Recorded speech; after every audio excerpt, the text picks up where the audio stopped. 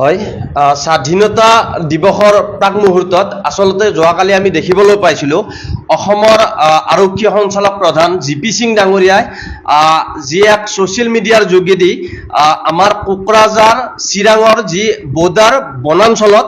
20 জন যুৱকে অস্ত্ৰধাৰী 20 জন যুৱকক আটক কৰিছে কোকৰাঝাৰ আৰক্ষীয়ে। প্ৰথমে আমি উত্তৰ পূৰ্বাঞ্চল সংখ্যালঘু ছাত্ৰ সন্থা নেমছু বিটিআৰ কমিটিৰ তৰফৰ পৰা অসম আৰক্ষীক ধন্যবাদ জনাইছো আৰু কোকৰাঝাৰ আৰক্ষীক ধন্যবাদ জনাইছো, কিয়নো এই যে আমাৰ স্বাধীনতা দিৱসৰ প্ৰাক মুহূৰ্তত যি কুটাঘাটৰ নিচিনা বা এক দুষ্কাৰ্য এক উগ্ৰপন্থীয়ে যি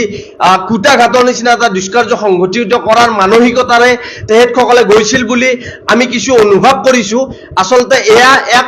দুৰ্ভাগ্যজনক, কিয়নো ইয়াতে বিটিআৰৰ নিচিনা এখন শান্তি চুক্তি যি আমাৰ 2020 চনৰ 27 আমাৰ জানুৱাৰী তাৰিখে যি বিটিআৰ চুক্তি স্বাক্ষৰ হৈছিল, সেই বিটিআৰ চুক্তিত প্ৰতিটো ৰাজনৈতিক দলৰ লগতে বিটিআৰৰ যি উপপন্থী যিখিনি মানে সংগঠন আছিলে এনডিএফবিৰ লগত এখন চুক্তি হৈছিল, সেই শান্তি চুক্তিৰ পিছত আচলতে এই অশান্তি কৰাৰ যি মানসিকতা এই সকল ব্যক্তিৰ লগতে ইয়াৰ লগত যিবিলাক জড়িত হৈছে ইয়াতে কৰবাত ৰাজনৈতিকভাৱে ষড়যন্ত্ৰ আছে নেকি বুলি আমি বিটিআৰ নেমছুৰ তৰফৰ পৰা আচলতে আমি প্ৰশ্নৰ অৱগত হৈছে। আমি অসমৰ মাননীয় মুখ্যমন্ত্ৰী আৰু লগতে বিটিআৰৰ যি আমাৰ প্ৰমোদ বড়ো ডাঙৰীয়াক আমি আহ্বান জনাইছো এই সকলক পুলিয়ে পোখালিয়ে উঘলিব লাগে, কিয়নো আপোনালোকে জানে যে বিটিআৰৰ নিচিনা এটা হিংসাত্মপূৰ্ণ অঞ্চল বিভিন্ন সময়ত 2008, 12, 14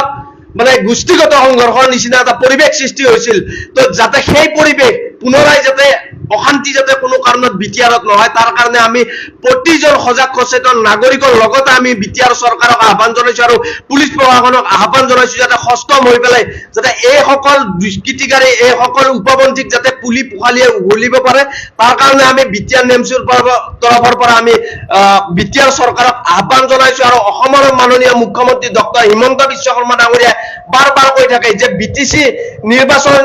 বিটিচি যি আমাৰ পৰিষদীয় নিৰ্বাচন এই পৰিষদীয় নিৰ্বাচনৰ প্ৰাক মুহূৰ্তত আচলতে ভাতৃঘাতী সংঘাত গোষ্ঠীগত সংঘাত আৰু লগতে কৰবাত গুলিয়াগুলিৰ নিচিনা দুষ্কাৰ্য সংঘটিত কৰাৰ কাৰণে আচলতে এই ক্ষেত্ৰত ওলাই আহিছে নেকি সেনেকুৱা যেন আমাৰ অনুভৱ হৈছে। আমি অসমৰ মাননীয় মুখ্যমন্ত্ৰীকো যাতে এইবিলাকৰ ওপৰত এই দুষ্কাৰ্যবিলাক যাতে সংঘটিত হ'ব নোৱাৰে তাৰ কাৰণে প্ৰশাসনে কঠোৰৰ পৰা কঠোৰতম স্থিতি লোৱাৰ কাৰণে আমি বিটিআৰ নেমছুৰ তৰফৰ দাবী উত্থাপন কৰিছো। যোৱাকালি যিটো এটা আপোনালোকে গম পাইছে যে ছ'চিয়েল মিডিয়াৰ জৰিয়তে আমাৰ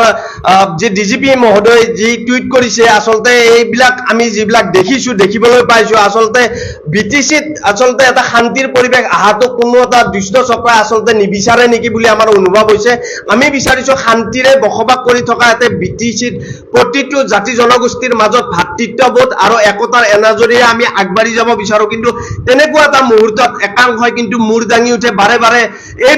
বিটিআৰক কিন্তু অশান্তি কৰাৰ মানসিকতাৰে আগবাঢ়ি থকা যেন আমাৰ অনুভৱ হয়। আমি অসমৰ মাননীয় মুখ্যমন্ত্ৰী আৰু বিটিআৰ প্ৰধানক আমি আহ্বান জনাইছো যাতে এইবিলাক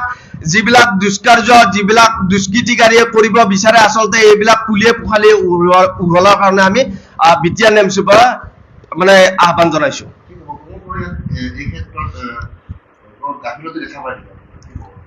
হয় চাওক, প্ৰমোদ বড়ো ডাঙৰীয়াই বিভিন্ন সময়ত শান্তি চুক্তিৰ কথা কয়, আচলতে সেই শান্তি চুক্তিৰ পিছত আচলতে এইসকল ব্যক্তিয়ে এই 20 জনকৈ যুৱক আচলতে ক'ৰ পৰা আহিল তেখেতসকলে